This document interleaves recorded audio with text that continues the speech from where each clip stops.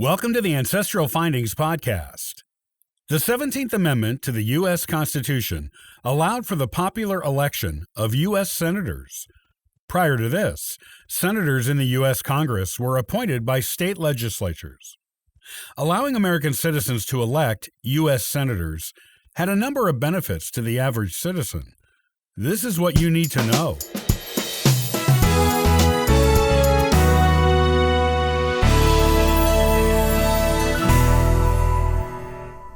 The 17th Amendment to the U.S. Constitution gave the people of the United States the right and ability to elect U.S. senators in the states in which each individual voter lived.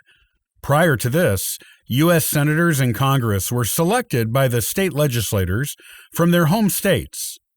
The amendment also allowed the governor in a state that has a vacancy in the Senate to make a temporary appointment to the vacant office until a special election with voting by the people of that state can be set up.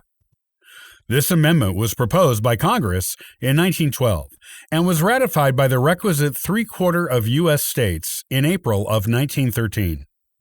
The senators who were already in Congress when this amendment became part of the Constitution were not affected by it until the ends of their terms in office, when they would be up for re-election again.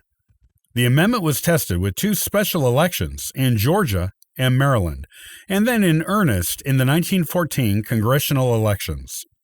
Its implementation was completed in March of 1919, when the senators who were elected in the November 19 election took office.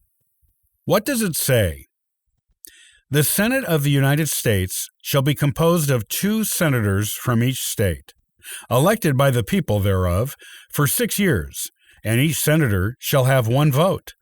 The electors in each state shall have the qualifications requisite for electors of the most numerous branch of the state legislatures. When vacancies happen in the representation of any state in the Senate, the executive authority of such state shall issue writs of election to fill such vacancies, provided that the legislature of any state may empower the executive thereof to make temporary appointments until the people fill the vacancies by election, as the legislature may direct. This amendment shall not be so construed as to affect the election or term of any senator chosen before it becomes valid as a part of the Constitution. What does it mean? This amendment changed the way that U.S. senators are elected, and also changed the way vacancies in the Senate would be filled. The original part of the Constitution required senators to be selected by state legislatures, and for those same state legislatures to fill any vacancies in the Senate. Prior to the adoption of this amendment, the state legislatures across the country were considered to be pretty corrupt. They had a bad reputation among the people. By allowing the people to elect their U.S. senators, the state legislatures had less power, and their reputations improved, at least somewhat, in the immediate aftermath of the adoption of this amendment. This amendment also forced state legislatures to focus on local issues rather than national ones in the elections of representatives to the state legislatures. The amendment gave the one man, one vote principle espoused in the Constitution more power and merit as well. By adopting it, Congress was truly putting its money where its mouth was. After the adoption of this amendment, the newly popularly elected Senate confirmed both Republican and Democrat Supreme Court justices.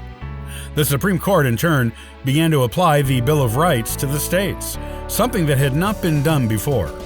Where state law could previously harm individual state citizens or allow the wealthy to have undue political influence, the 17th Amendment helped reduce these things to the benefit of everyone.